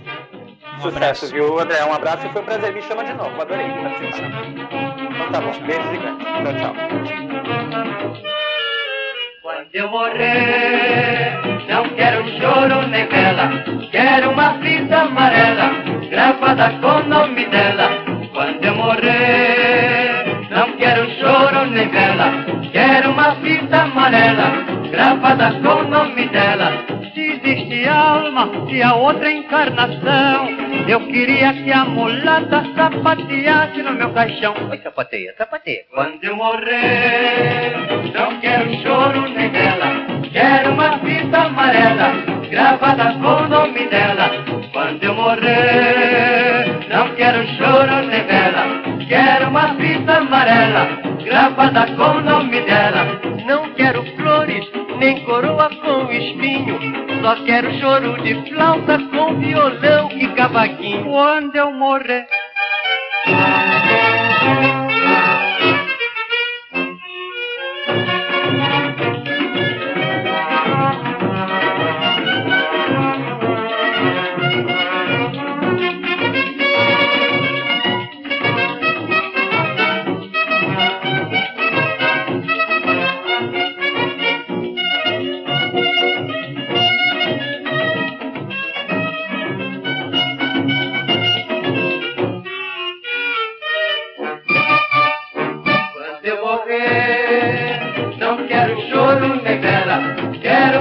Amarela, gravada com o nome dela. Quando eu morrer, não quero choro nem vela. Quero uma fita amarela, gravada com o nome dela.